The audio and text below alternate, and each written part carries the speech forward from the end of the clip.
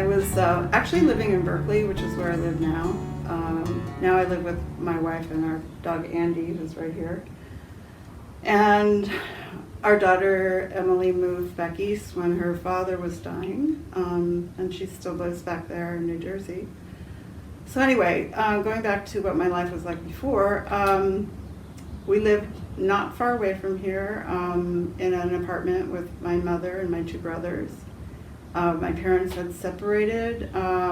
Actually, what led up to that was I went to a small private school when I was growing up, and it was kind of one of those hippie free schools of the 60s where there weren't many rules or directions or schedules or grades or anything. And that was actually kind of what my home life was like as well. Anyway, at that school we would typically go on several camping trips a year, and that year my mother and my two brothers and I had gone on a camping trip, and when we got home our dad was no longer there, and basically called me on the phone to tell me that he wouldn't be coming back. So it was a pretty distressing time. I was about 13 when we moved to Berkeley from out across the hills through the tunnel. There's a lot more I could say. I went to Berkeley High. I was actually studying yoga. I got initiated into transcendental meditation when I was 12. I was very interested in things like the I Ching and metaphysics and reading all sorts of spiritual books and things like that. After I had been in Berkeley living with my mom and my brothers, I met someone at a yoga class, one of the teachers, who told me about a new ashram called Banana Ananda over in San Rafael, and I thought, oh, that might be an opportunity for me to get out of this situation, which is very difficult. So I ended up moving into an ashram.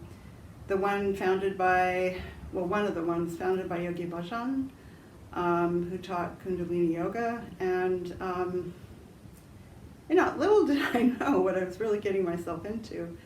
But basically I was practicing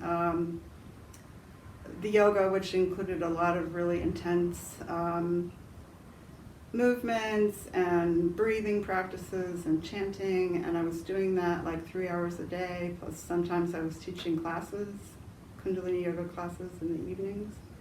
It was very flexible at the time, and I really loved doing the yoga, but pretty soon I just found that there were all kinds of crazy things happening, so I guess I'll talk a little bit about that next. So, let's see, the most challenging aspect of this process, which began actually as of tomorrow, 51 years ago. Let's see. Gosh, there's just been so much over the years, but initially what happened from all that intensive practices was that I was leaving my body quite a bit. I was having episodes of a really high vibration of energy moving throughout my body, all the way from my feet up through the top of my head. And in this state, I would become paralyzed, unable to speak. When I was out of my body, I was having a lot of encounters with what I would call astral beings, who were probably the ghosts of the people who had lived in this home, which was an old mansion over in San Rafael with 15 bedrooms. Who knows?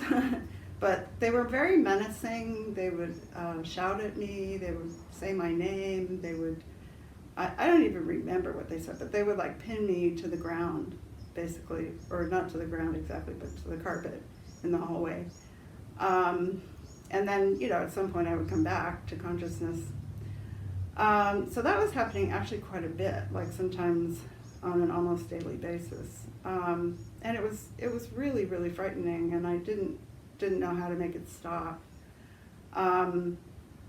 Eventually, after about 9 months, I decided to move out of the ashram, and it was for a number of reasons. I never really liked Yogi Bhajan. He seemed very authoritarian to me, and at the time wasn't really aware of what was going on behind closed doors, but there's been a book written about that since then by Pamela Dyson, who was then called Premka, and she used to come and visit with him.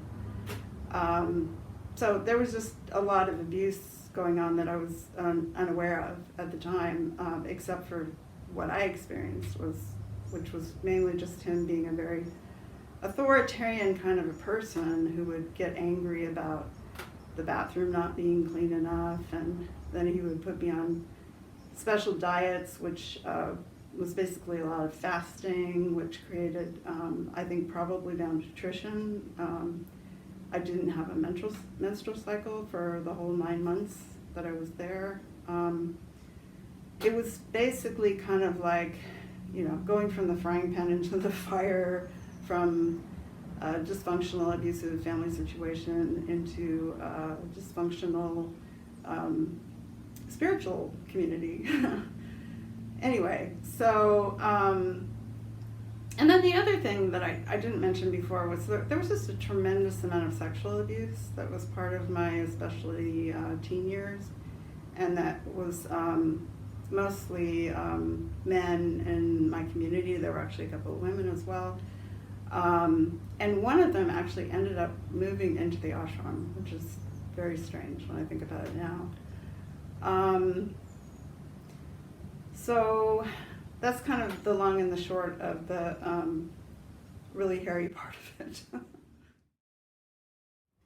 Well, there was an incredible experience that I had actually way back when I was 16 and I was living in the ashram, and that was that one morning after the practices, I was laying on the floor in corpse pose, and there was this incredibly large group of angels who surrounded me and flowed over into the next room.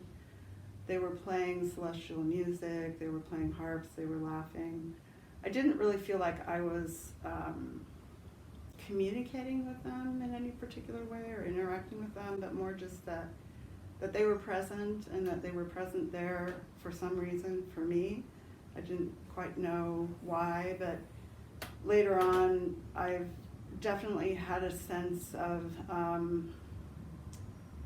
just dealing with a lot of abandonment and feeling like there was nobody there for me, and so I can go back to that experience and remember that the angels were there for me, and even though I may not be able to hear them or see them now, I can feel their presence, especially when I'm working with clients, and so it's a reassuring kind of a feeling. And then in terms of the rewards, more recently, when I finally did get into therapy, I was 30 years old. I'd had a major breakdown. I was unable to work at the time. I moved in with my mother. I started seeing a therapist, and I started seeing a psychiatrist, and I spent a lot of time walking. I think I was probably pretty dissociated from all the trauma. Anyway, that was like the beginning of that journey, and in the meantime there's been a huge number of things that have occurred, but basically over time, with experiencing the feelings that I had pushed down, and processing the trauma with EMDR and EFT, and more recently with psychedelics like ketamine infusions. There's a nasal ketamine treatment, S-ketamine, called Spravato, that I've also been benefiting from. Basically just really bringing myself back into wholeness, and part of that too recently has been getting back to my art.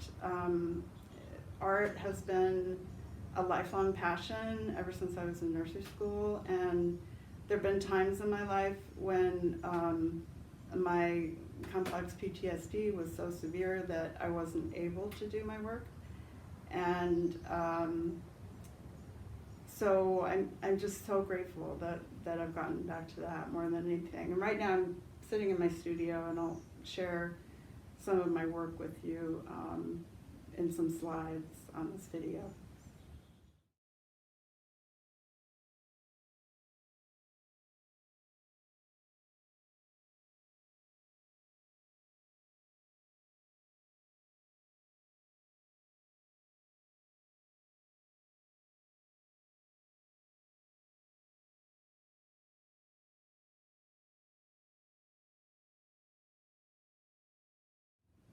It's really a lot about what I was just talking about, which was my art. And since I've started painting, I've completed 5 paintings. I'm really looking forward to selling my work, actually. And I have a new platform that I'm connecting to my website where I'll be able to offer my originals and also prints and various products and things like that. So I'm really excited about that. I also really love working with clients. I specialize in helping people with chakras that are closed or blocked in some way. And in the process of that opening, there's a lot of healing that takes place, and transformation in the kind of energetic experience that a person is having from a state of feeling really scared and worried and sad and angry and all these kind of feelings to achieving a state of calm and peace and having a new perspective on what's going on. So those are a couple of things that I really enjoy doing. I also have been doing card readings from the deck of cards that I designed and published in 2019. And I'm looking forward to doing more of that. I just had an experience with a high school graduation party that was really fantastic, actually, on Friday night. And then, let's see, I'm looking forward to a visit from our daughter. She's now 31. She's coming out to visit us near the end of July through the beginning of August.